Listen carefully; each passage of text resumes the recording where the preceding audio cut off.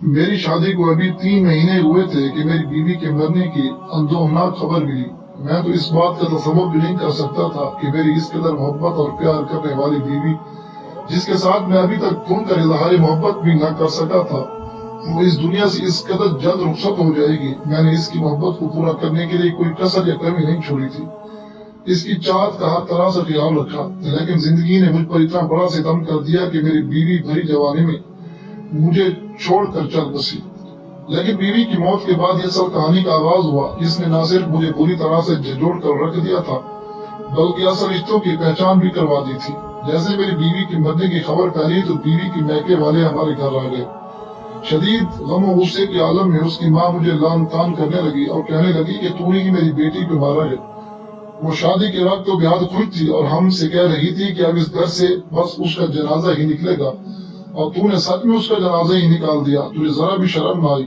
یقیناً تو نے ہماری بیٹی پر ظلم و ستم کے پہاڑ توڑے ہوں گے۔ اور وہ بیچاری کسی کو کچھ بتانے کی بجائے خود ہی گھٹ گھٹ کر مر گئی۔ میں چپ چاپ یہ ساری باتیں سن رہا تھا، اور اب میں انہیں کیا سمجھاتا کہ میں تو ابھی تک اپنی بیوی کے ساتھ کوئی تعلق ہی قائم نہ کر سکا تھا، میں بھلا اس پر کیا ظلم کر سکتا تھا کہ ابھی تو ہم دونوں کے رشتے میں بہت تکلف تھا، میں چاہتے ہوئے بھی اس کے قریب نہ ہو سکا تھا، کیونکہ وہ اس قدر شرماتی اور لجاتی تھی کہ میں اس کے ساتھ بات کرنے کی کوشش کرتا تو اپنا چہرہ دوسری جانب پھیر لیتی۔ خیر سارے چوہے بلی کے کھیل میں 3 ماہ گزر چکے تھے اور مجھے احساس تک نہ ہوا تھا، لیکن اصل قیامت تو اب ٹوٹی تھی کہ کیونکہ میری ساس مجھے یہ کہہ رہی تھی کہ میری بیٹی کے ایک ایک گناہ کا حساب تمہیں دینا ہوگا، تم نے میری بیٹی پر ظلم و ستم کیا ہے۔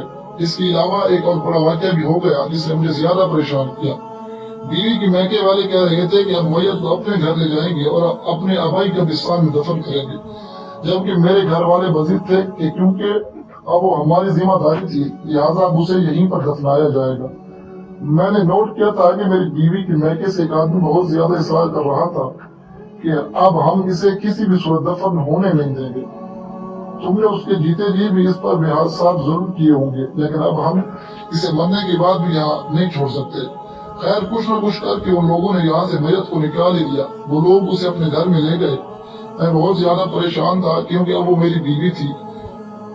وہ دفن چاہے جہاں بھی ہوتی لیکن اس کے ساتھ میری نصیب ختم ہونے سے تو رہی، لیکن میں بھی ہمت کر کے اس کے ساتھ ہی وہاں چلا گیا۔ میں اپنی بیوی کو دفن کرتے وقت بہت زیادہ پریشان تھا۔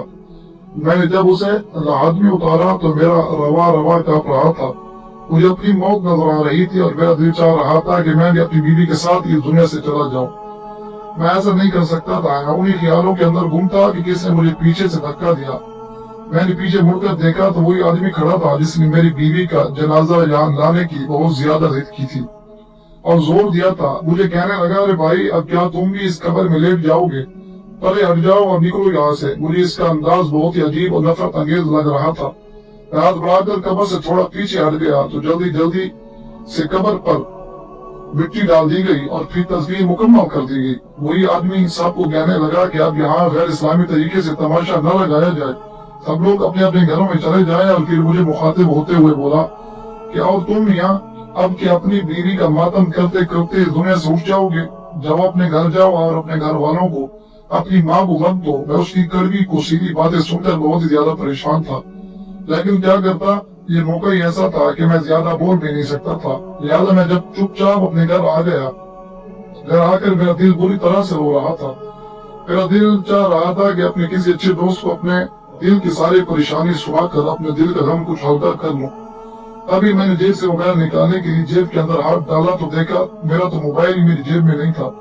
یہ دیکھ کر میرے قدموں تلے سے زمین نکل گئی۔ میں بہت پریشان ہوا اور سوچا کہ میں اپنا موبائل شاید کسی راستے میں پھینک آیا ہوں، لیکن پھر مجھے خیال آیا کہ قبرستان سے واپسی پر میری جیب ذرا ہلکی پھولکی تھی۔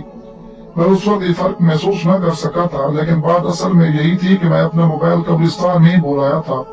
اب فون کے بغیر تو زندگی نہیں گزاری جا سکتی، یہ بات تو آپ بھی اچھی طرح سے محسوس کر سکتے ہیں۔ لہٰذا میں اپنے گھر سے نکلا اور سیدھا وہیں پر پہنچا جہاں پر میری بیوی کی دفن ہوئی تھی۔ وہاں پہنچتے ہی متلاشی نگاہیں ارد گرد موجود تمام قبروں کے اوپر اور نیچے اپنا موبائل تلاش کرنے لگی، لیکن مجھے کہیں پر اپنا موبائل فون نظر نہیں آیا۔ میں پریشانی کے عالم میں ادھر ادھر دیکھنے لگا، تبھی ایک بڑا شخص میرے پاس آ کر پوچھنے لگا، کیا ڈھونڈ رہے ہو بیٹے؟ وہ شخص شاید اس قبرستان کا گورگن تھا चाचा मैं अपना मोबाइल यहाँ कहीं भूल गया हूँ, वही ढूंढ रहा हूँ। मैंने जवाब दिया, मोबाइल कहीं तो अपना मोबाइल कबर के अंदर तो नहीं गिरा गए? चाचा ने बड़ी हैरानी से पूछा। हाँ ये भी हो सकता है, दरअसल जब भी मैं कबर के अंदर देख रहा था तो मुझे किसी ने कबर से हटाने के लिए कमीज से पकड़ कर खींचा था। लगता है कि मेरा मोबाइल नीचे गिर गया है। ये बात सोचकर मैं लर्जा कर रह गया, तो क्या मेरा मोबाइल इस कबर में गिर गया है जिसमें मेरी बीवी दफन है? लगता है मुझे कबर खोदनी पड़ेगी। मैंने हल्की सरगोशी की। तौबा करो मियाँ, कैसी बातें करते हो? एक चंद आधार के बदले तुम अल्लाह का इतना बड़ा कानून तोड़ोगे? कबर अल्लाह की याद होती है। खबरदार, अगर तुमने कबर खोदने की कोशिश की, तुम्हारी बीवी के सारे मैके वाले, सारे घर वाले उठकर यहाँ आ जाएंगे और वो तुम्हें जिंदा नहीं छोड़ेंगे। तुम ऐसी बात हरगिज मत करना।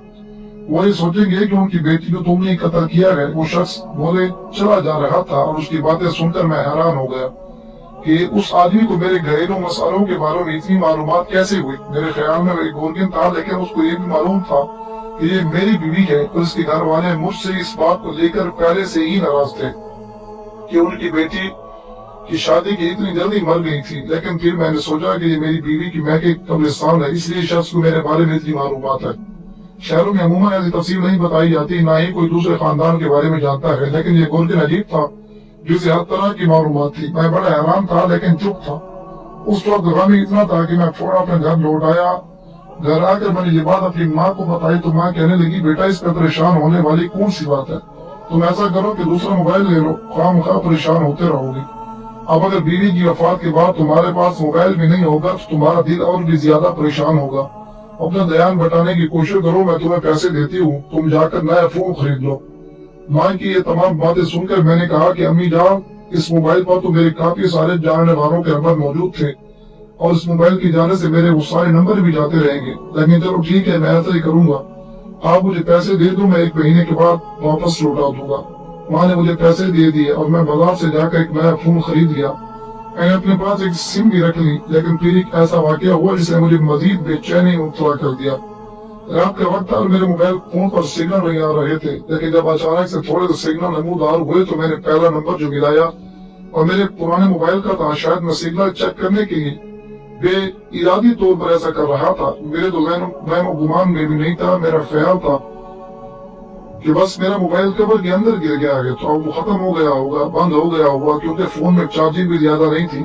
लेकिन जैसे ही मैंने फोन मिलाया, इस बार बेल जाने लगी। ये बात सुनकर मेरे रोंगटे खड़े हो गई। मुझे अजीब सा डर लगा कि मेरा मोबाइल कवर में गया, वहाँ पर बेल जा रही है। लेकिन अगली लम्हे जो हुआ उसने मुझे हैरान करके रख दिया। मेरा फोन रिसीव कर लिया गया था और फिर जो हुआ मैं इस कदर हैरान और परेशान और तजस्सुस में मुब्तला हुआ कि फौरन जगह से उठ खड़ा हुआ। माँ भी हैरान थी कि ये क्या कर रहा है, बेटे कहाँ जा रहे हो? वो हैरान होते हुए मुझे पूछने लगी, माँ मैं अपनी बीवी की कब्र पर जा रहा हूँ, क्या हो गया है? तुम्हें पहले तो मोबाइल का बहाना करके चले गए थे, लेकिन अब क्या आफत आन पड़ी है कि रात इस वक्त तुम अपनी बीवी की कब्र पर जा रहे हो? अम्मा मुझे जाना होगा, ये कहकर मैं तो घर से निकल गया, लेकिन मैं नहीं जानता कि इसके बाद मेरी माँ कितनी परेशान हुई होगी।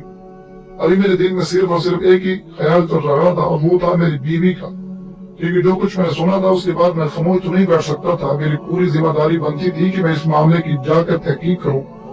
इसलिए मैं अपनी बीवी के आबाई कब्रिस्तान पहुंच गया था। लेकिन मैंने जैसे ही कब्रिस्तान के अंदर कदम रखा तो गोरकिन मुझे मिला। अरे मियाँ, तुम यहाँ बार बार क्या ढूंढने चले आते हो, क्या देखते हो? गुस्से से बोला गोरकिन, मियाँ आपका क्या काम है? कब्रें खोदना। आप अपने काम से काम रखें। आप मुझसे बार बार सवाल क्यों करते हैं कि मैं यहाँ क्यों आया हूँ? अरे मियाँ, मैं तो तुमसे हमदर्दी की वजह से पूछ रहा हूँ, तुम्हें इस कब्रिस्तान का नहीं पता। मैं यहाँ का गोरकिन हूँ। मैंने गोरकिन को सारी बात बता दी, जिसे सुनकर उसके चेहरे पर एक रंग आया और एक गुजर गया। अच्छा, मैं इस मामले के बारे में कुछ नहीं जानता बेटा, लेकिन एक बात जरूर कहूंगा कि इसका ताल्लुक तुम्हारी बीवी से ही है, तुम्हारी बीवी की कब्र से नहीं। और तुम अपनी बीवी के घर वालों के पास जाकर इसके बारे में मालूम करो, तुम्हें खुद ही समझ आ जाएगी। मैं कुछ बोलूंगा तो वो खयानत हो जाएगी, इसलिए मैं खुद को गुनहगार नहीं करना चाहता। तो सुन जाकर मालूम करो, अक्लमंद के लिए इशारा ही काफी होता है। अब मैं गोरकिन की सारी बात सुनकर समझ चुका था कि मुझे कोई बात नहीं बताना चाहता था, इसलिए कि शायद उसने मेरी बीवी के घर वालों से कोई रकम वसूल की होगी या कोई और वजह होगी जिस वजह से वो पूरी बात मुझे नहीं बता पा रहा था। लिहाजा मैं अपनी बीवी के कब्रिस्तान से होकर उसके घर पहुंच गया, लेकिन मैंने घर के दरवाजे पर दस्तक नहीं दी थी, बल्कि यूं ही घर के अंदर दाखिल हो गया। मैंने देखा कि वो सब लोग एक कमरे में बैठे बातें कर रहे थे। घर के बाहर वाला हिस्सा बिल्कुल खाली था और वहां कोई भी नहीं था, इसलिए मैं चलता हुआ उस कमरे के करीब पहुंच गया जहां बैठकर वो लोग बातें कर रहे थे। मैंने देखा कि उन सब के चेहरों पर बेपनाह गुस्सा था। मुझे लगा वो अभी उठकर मुझे मारना शुरू कर देंगे। वो बात कर रहे थे मेरी बीवी ही के बारे में, लेकिन समझ नहीं आ रहा था कि वो मेरी बीवी पर गुस्सा क्यों कर रहे थे। तभी मेरा हाथ वहां पड़ी एक प्याली पर लगा, वो प्याली गिरकर टूट गई और तभी सबकी तवज्जो मेरे ऊपर आ गई। वो लोग मुझे यूं देखने लगे जैसे मैंने उस घर में चोरी कर ली हो। बेटा तुम यहाँ कैसे और कब आए? मेरी सास ने मुझसे पूछा। अम्मा जी मैं आपको एक बात बताने के लिए यहाँ आया हूँ। मैंने अपनी सास के चेहरे पर एक उम्मीद भरी नजर डाली। हाँ बेटा आओ आओ, मैं तुम्हारा ही इंतजार था। मेरा इंतजार? मगर वो क्यों? मैंने हैरान होते हुए अपनी सास से पूछा। बस बेटा हालात यही कुछ ऐसे हैं, क्या करें, तुम्हें तो मालूम है कि हम एक मामूली खानदान से ताल्लुक रखते हैं। मेरा भांजा कल से घर नहीं आ रहा। वो ऐसा हुआ है कि मेरी बहन भी परेशान हो गई है, कहती है कि अपने दामाद से कहकर मेरे भांजे को कहीं से ढूंढो वरना मैं मर जाऊंगी। मेरा एक ही जवान बेटा था, अगर वो भी ना रहा तो मैं क्या करूंगी। तुम जानते हो ना कि काफी अरसे से हमारी उनके साथ नाराजगी तो रही है, लेकिन अब इस मौका पर हम दोनों खानदान वाले एक दूसरे के बहुत करीब हो गए हैं। अपनी सास की बातें सुनकर मैं अपना गम भूल गया।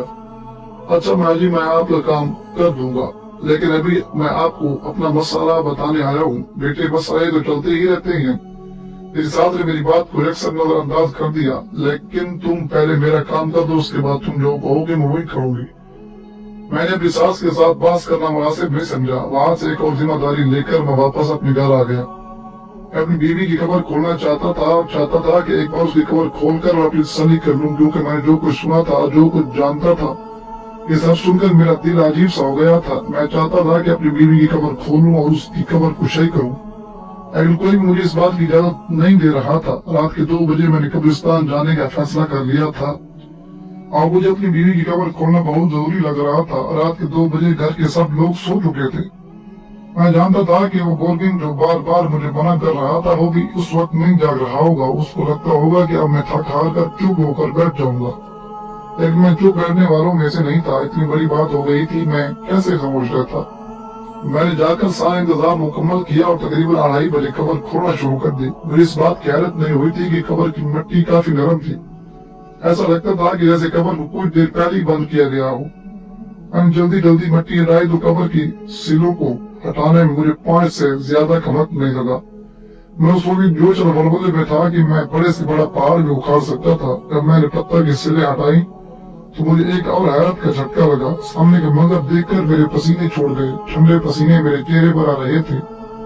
मैं इस कदर हैरान और परेशान था कि मुझे समझ नहीं आती थी कि अब क्या करूं, हंसूं या रोऊं या फिर अपनी बीवी का मातम मनाऊं। उनके सामने कब्र खाली थी। कब्र में ना ही मेरी बीवी थी, ना उसका कफन था और ना ही मेरा मोबाइल फोन था। मैं तो अपना फोन ढूंढने आया था, लेकिन एक नया किस्सा खुल गया था। दरअसल जब मैंने अपना फोन अपने कान से लगाया तो किसी ने मेरी कार उठाई थी। इस बात से पहले मुझे लगा जैसे मेरा मोबाइल कब्र के अंदर नहीं रहा, बल्कि मेरा फोन कुछ चोरी करके ले गया है। लेकिन जब मैंने अगली बात सुनी तो वहां से मेरा असल तजस्सुस जागा था। कुछ देर तक ऐसी आवाजें आती रही जैसे हवाओं की झगड़ चल रही हो। इसके बाद मेरे कानों में से एक ऐसी आवाज पड़ी कि मेरी बीवी सख्त अज़ाब में है और जब तक मैं उसके नाम का कर्जा अदा नहीं कर देता तब तक वो यूं ही तड़पती रहेगी। शायद मैं ये सब सुनकर बेवकूफ भी बन जाता, लेकिन फिर मैंने ये सोचने लगा कि कब्र में आने वाले फरिश्ते तो कभी भी उर्दू में बात नहीं कर सकते। वो तो सुना है कि अरबी में बात करते हैं, और फिर ऐसा कैसे हो सकता है कि एक फरिश्ते की आवाज मुझे फोन पर सुनाई दे। ये चीज कोई ड्रामा या रूट लगती थी, ऐसा हो ही नहीं सकता था। बहुत सारे लोगों ने कब्र के अंदर कैमरा और माइक रखने की कोशिश की थी, लेकिन आज तक किसी भी फरिश्ते की आवाज किसी इंसान के कानों में नहीं पड़ सकी। ये अल्लाह का एक राज है और अल्लाह खूब जानता है। ऐसा हो ही नहीं सकता कि किसी कब्रिस्तान में फरिश्ते की आवाज कोई इंसान सुन ले। बस वहीं से मुझे शक पड़ गया था और मैंने अपनी बीवी को कब्र खोदने की ठान ली थी। और फिर जब मैंने कब्र खोदी तो वहां मुझे कुछ भी न मिला, और ये देखकर मैं अपनी बीवी के घर वालों के पास चला गया। मैंने कहा कि आपकी बेटी की कब्र मैंने खोदी है, लेकिन मेरी बीवी वहां उस कब्र के अंदर मौजूद नहीं है। ये सुनकर मेरे ससुराल वाले मुझ पर गुस्सा करने लगे कि मुझे बेहूदगी करने की کس نے کہا تھا؟ میری بیوی کے بھائی تو باقاعدہ میرے مارنے بعد تل گئے تھے اور وہ اس قدر اونچی آواز میں بات کر رہے تھے کہ اب میں ان سے ڈرنے لگا تھا۔ میں نے کہا کہ آپ کو مجھے یہ سب نہیں کرنا چاہیے تھا، کیونکہ اپنی بیوی کے بارے میں تو کبھی برا سوچ ہی نہیں سکتا، لیکن یہ بات ان لوگوں کو کون سمجھا سکتا تھا؟ ان لوگوں کو تو میں ظالم جلاد یہ کسائی لگ رہا تھا۔ میں نے اپنی بیوی کے گھر والوں سے زیادہ باز کرنا اس لیے مناسب نہیں سمجھا، کیونکہ وہ تو لڑنے جھگڑنے اور مارے مٹنے پر تیار ہو گئے تھے۔ ایسے لوگوں میں سے کتنی بھی بات کرتا وہ میری بات کبھی نہ سنتے۔ وہاں تھا، باقی سب کام چھوڑ کر اب میں صرف اسی ڈھونڈنا چاہتا تھا، کیونکہ مجھے اپنی بیوی کی اس قدر پر بہت زیادہ شک تھا۔ وہ بھی گھر سے اسی دن غائب ہوا تھا جس دن میری بیوی فوت ہوئی تھی۔ خیر میں پوچھتا وہاں کے اکلوتے بس اڈے پر پہنچا اور وہاں جا کر میں نے اپنی ساس کے بھانجے کے بارے میں بتایا۔ چھوٹے گاؤں کے بھی اپنے فائدے ہیں، اب یہ بات میرے لیے زیادہ حیران کن نہ تھی اور میں اس کا پتہ پوچھتے اس تک کیسے پہنچا یہ ایک الگ کہانی ہے۔ وہ ایک چھوٹی سی تنگ گلی میں کرائے کے مکان میں رہتا تھا اور آج مجھے اس کو ڈھونڈتے ہوئے ایک ہفتہ ہو چکا تھا۔ پورے ایک ہفتے کے بعد اس کے گھر کو ڈھونڈنے کے بعد جب میں اس کے دروازے کے سامنے کھڑا دستک دینے والا تھا تو میرے دل میں آنے والے تمام سوالوں کا جواب مجھے پہلے سے ہی معلوم تھا، جبکہ کچھ سوالات میرے ذہن میں اٹھ بھی رہے تھے۔ میں وہ سب اس سے پوچھنا چاہتا تھا۔ جیسے ہی دروازہ کھلا تو میں نے جو منظر دیکھا وہ منظر دیکھ کر میرے پیروں تلوں سے زمین نکل گئی، کیونکہ دروازہ کھول کر سامنے کوئی اور نہیں بلکہ میری اپنی بیوی کھڑی تھی۔ میں تو کسی اور، مجھے دیکھتے ہی اس کے چہرے کا رنگ ایک دم سے پھیکا ہو گیا۔ وہ بڑی مشکل سے اپنی جان بچا کر پیچھے کی جانب بھاگنے لگی، لیکن میں نے اس کا بازو مضبوطی سے پکڑا اور اسے گھسیٹنا شروع کر دیا۔ وہ چلانے لگی، وہ شاید اپنی گھر والوں کے سامنے مجھے گنڈا ظاہر کرنا چاہتی تھی، لیکن میں نے سب کو یہ کہہ کر چپ کروا دیا کہ یہ میری بیوی ہے اور میں اسے یوں ہی یہاں چھوڑ کر نہیں جا سکتا۔ وہ سب لوگ بہت حیران تھے اور میری بیوی کے چہرے پر بھی پشیمانی تھی۔ اس کے چہرے پر ایک رنگ آتا اور دوسرا جاتا تھا۔ میں نے لا کر اسے گاڑی کے اندر پھینکا، اس سے پوچھا کہ تم یہاں کیوں ہو؟ تم تو مر گئی تھی۔ وہ رونے لگی اور کہنے لگی کہ خدا کے لیے مجھے معاف کر دیں، خدا کا نام مت لو، تم نے اسے ناراض کر کے راستہ اختیار کیا ہے، اب بتاؤ کہ تمہیں کیا سزا دوں؟ میری بیوی ہاتھ جوڑ کر مجھ سے معافی مانگنے لگی کہ پہلے ایک بار آپ میری بات سنیں، پھر میں آپ کو سب سچ بتا دوں گی، اگر تبھی آپ کو یقین نہ آئے تو آپ جو بھی کہیں گے میں وہی کروں گی۔ میری بیوی نے مجھے اپنی کہانی سنانا شروع کی تو میں بھی چپ ہو گیا، میں اسے کیا کہتا اور کیا سزا دیتا۔ اس نے بتایا کہ وہ جب سے بڑی ہوئی ہے اس کے گھر میں اس کے خاندان والوں کا آنا جانا لگا رہتا تھا۔ اس کا ایک کزن تھا جو کہ اس کی خالہ کا بیٹا بھی تھا۔ میری بیوی کا کزن اکثر اس کے گھر آتا جاتا رہتا تھا، اس کا نام نذیر تھا۔ جب نذیر کے ساتھ اس کی بیٹا گلو بھی بڑی تو نذیر نے اس سے لالچ دیا کہ اسے شہر میں ماڈلنگ کروانے کے لیے لے کر جائے گا تو خوب پیسہ کمائے گی، مشہور ہو جائے گی اور گھر میں غربت ختم کر دے گی۔ اسے اپنے حوث کا نشانہ بنایا اور ساتھ ہی اس کی تصاویر بھی بنائی۔ جب اس کی کافی تصاویر بن گئی تو وہ بیچاری مجبور ہو گئی تھی اور اس کی بات ماننے لگی تھی۔ اس کی ماں کو جب اس بات کا علم ہوا تو اس نے اس کی شادی میرے ساتھ کر دی، لیکن اس کے بھانجے نے پھر بھی میری بیوی کا ساتھ نہیں چھوڑا۔ وہ کبھی میری بیوی کے گھر آتا اور کبھی میرے گھر آتا۔ اس نے میری بیوی کو سختی سے منع کر رکھا تھا کہ تمہیں اپنے شوہر کے پاس نہیں جانا۔ یہی وجہ تھی کہ میری بیوی تو اسے میں بٹ گئی تھی اور اس شخص کی باتیں بھی مانتی اور میرے گھر میں بھی خوش رہتی۔